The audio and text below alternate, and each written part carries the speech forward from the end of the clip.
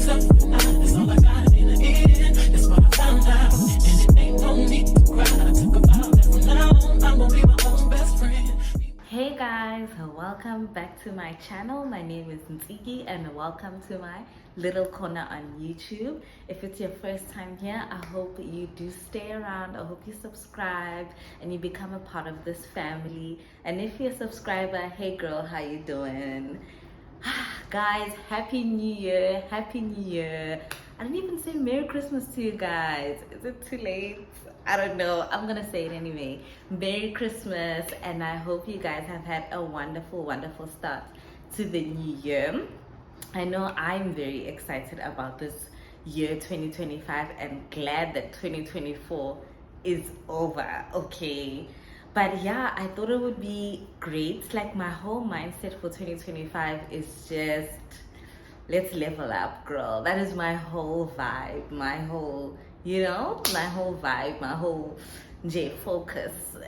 So I thought, when I was reflecting back to how 2024 was, I actually realized that there are important lessons that I'm going to take, that I have to take from 2024 to ensure that 2025 is the best year that I've ever had. And I'm hoping to share that with you so that you also have your best year in 2025. I have my iPad here, so I'm just gonna be looking down and reading at some point just to prompt me, because I made a list of 12 or 13 brutally honest lessons that I'm definitely taking into this year of 2025. Let's get straight into it. So the first one, and this one is always a little bit difficult to really take with, like to really fully hone in on, but you are solely responsible for your life and solely responsible for where you are in life. This one hits hard, guys, because whether it is good or whether it's bad, it's all like an accumulation, like a cumulative effect of the decisions and the choices that you have made. And looking forward, let's just make better choices. Let's just be more disciplined, make better choices, and ensure that we have a better outcome in 2025. That is how I am looking at it. I'm solely responsible, therefore I have full responsibility of where I can go this year. The second one is, you are the sum of your daily habits. To all my fellow lazy people out there, I know this one hits home. Because like sometimes you forget how it's not like the big things that you do, it's not the big job you land, it's not the big exam you write, it's literally just the minute little habits that you have every single day. Okay, it's not reaching your goal body.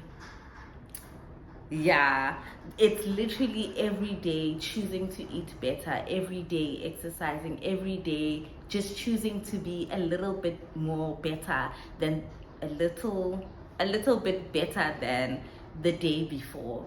And that's literally the honest truth, guys. It's the brutal honest truth that I'm dishing out today. Okay, number 3 is, you have to prioritize yourself and your goals. Guys, no one else is going to have the same goals that you have for yourself. Okay, so we literally make up the goals that we want to achieve this year, and we have the responsibility to achieve those goals. And sometimes I know that if you, for example, I know I'm someone who likes to give, and sometimes you can give so much that you end up ignoring yourself and end up not catering to yourself. But actually prioritizing yourself, catering to yourself, catering to your needs, and making sure that you are also fulfilling your goals, and not letting you helping others basically destroy you reaching your goals, or slow down you reaching your goals. If you have to hang out with your friends, that's great, but if your goal is to lose some weight, then you can't do it every day. You can't go out drinking, you can't go out for ice cream every day. You have to prioritize yourself. The next one is you have to learn to pivot. Yo, this one I learned really, yeah, I learned the hard way. The kind of person that I am, and I know a lot of us tend to be like that. When you have your mind set on something and you just like, I want to achieve goal X, and you can't think of anything else. Your mind is just set on achieving goal X, and every time you try a certain hurdle, 3,000 setbacks, and you're just like, oh my god, like what's going on one hand, maybe it's just your time to build character and you still have to achieve goal X. But on the other hand, maybe it's time to pivot. Maybe it's time to realize that actually maybe that isn't something that you want. You're not working towards it as much as you thought. You actually maybe don't care. Maybe your priorities, maybe your goals have actually changed throughout the year, and you actually need to pivot and move towards the ones that align with you, with the current you. The next one is that weekly goal check-ins keep you on track. Let me tell you guys something funny. I am 1000% one of those new year, new me, let's make some goals for the year. I write down my goals. Like even this year I was thinking, oh, I need to do a prayer board. I'm coming in with heat this year. But then what I usually do is that after writing all my goals and doing all that, they're in a diary, they're in a journal somewhere, and I hardly ever go back to look at them. And if sometimes I'll think, oh my gosh, I need to be working on my goal, 3 months pass by, I have not started at all. And like, we can't have that energy this year. We just can't do that.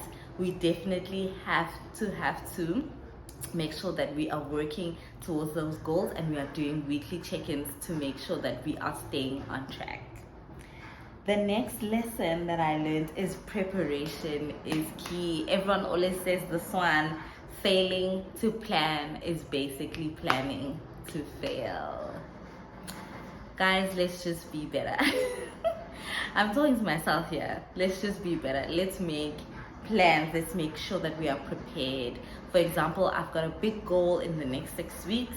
I'm writing a big exam that I really need to get into the registrar program and further my career. And if I do not plan, because I'm working a full-time job, I'm doing calls, I'm doing everything, and there's life, I have family, family as in my mom, my sisters, my nieces and nephews. I have a boyfriend. Like, there's life. I have friends.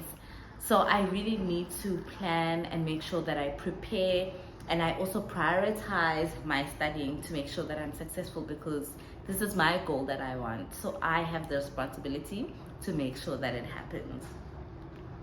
The next lesson is that make that uncomfortable decision. We all like comfortable. We all like to be comfortable. We all like to be in a comfortable little corner. But sometimes we have to make that uncomfortable decision now so that we are comfortable later. And that is just a reminder for everyone who needs to make that uncomfortable decision. I made it this year, and we just have to make that uncomfortable decision, guys. We have to make the decisions now, do what we need to do now so that we are comfortable later. The next one is health is wild. Oh my gosh, you know what? I'm not sure if I've ever mentioned this, but I'm a doctor by profession. And as a doctor, it comes naturally to prioritize other people's health, to prioritize other people's well-being before your own. We often don't sleep, we don't eat right, we just constantly prioritizing our careers, prioritizing other people, constantly feeling bad for not being there for family members or friends because our job takes up most of our time. But actually, health is wealth. You cannot give to other people if you don't take care of yourself. And that is something I really need to work on this year, to make sure that I prioritize my own health before putting the health of my before looking after other people, looking after my family, my friends, my patients, and so forth. The next lesson is no more wasting time and no more feeling sorry for yourself. Yo, we are leaving victimhood behind. We are leaving victimhood behind. It is so easy to get yourself just in this corner, in this little bubble of just woe is me, why is this happening to me, why is this, and actually sometimes you have to take a little bit of responsibility. Yes, sometimes things just happen. Actually, most of the time things just happen to, like, you don't have control over those things, but it is how your reaction is completely based on you. And if you go, okay, this has happened, but I'm not gonna dwell in this neighborhood of just being a victim. You have to get up, you have to move on, and you have to prioritize yourself. So guys, if you take anything from this, prioritize yourself this year and your goals.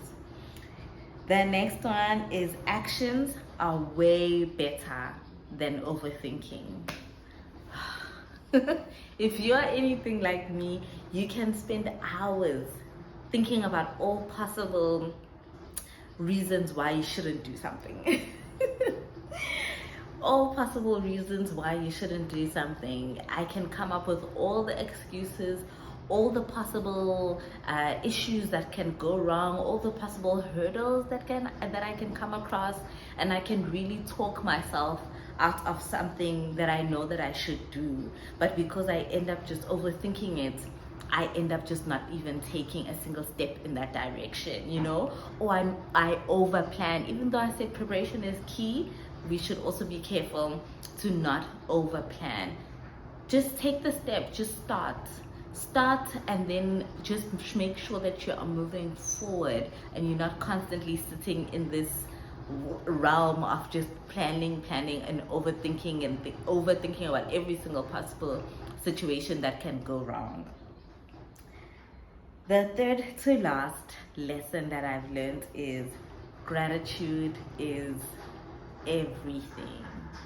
Guys, gratitude is everything. Like, I feel like 2024 was very much a difficult year, I think, for most people.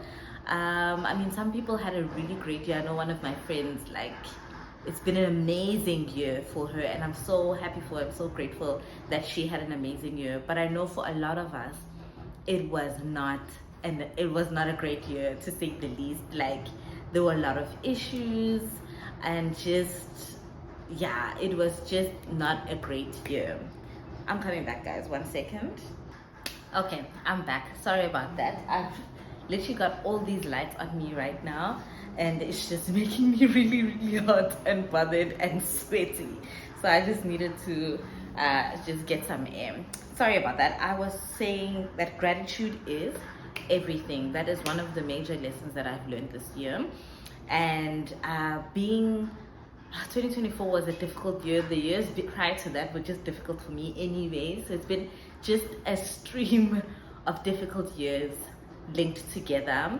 And just going back to a place of just gratitude, whether it is me just jotting down 3 things in the morning that I'm grateful for. Thank you, God, that I woke up. Thank you, God, that I have a job.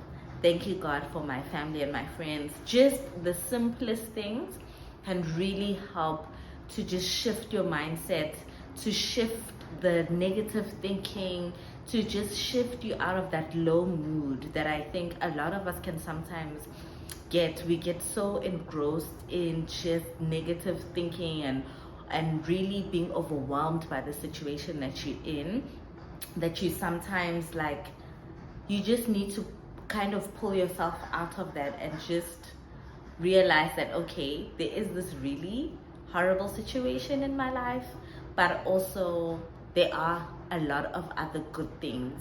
And it's literally just shifting your mindset and thinking of positive things to focus on, even if they're as little as thank you God that I have this meal, or thank you God that I had my favorite meal today. Just small little things can really help to just shift your mindset and get you out of a rut. So if you are not journaling, if you are not writing down a gratitude list daily, I highly recommend it. It really got me out of a really difficult time. The second to last lesson that I'm taking with me to 2025 is comparison is the thief of joy. I don't even know where I got that phrase from, because I'm pretty sure I didn't come up with it by myself. But really, comparison is the thief of joy. And I think with social media and us having so much access to other people's lives, or to other people's highlights, what they want to show us, it can sometimes get you in a place of just comparing yourself, like, oh gosh, so and so, we were in school together and they are more further along than I am. Oh my gosh, these people have made it and I'm still struggling. Or oh my gosh, why am I not married? Why don't I have kids? So people my age have this, and you can really start comparing yourself, and everyone's journey is so different. It is so different. Our purposes that God has given us are completely different, and we really just have to run our own race, focus on yourself, and focus on achieving your goals and just bettering yourself every single day in any way that you can.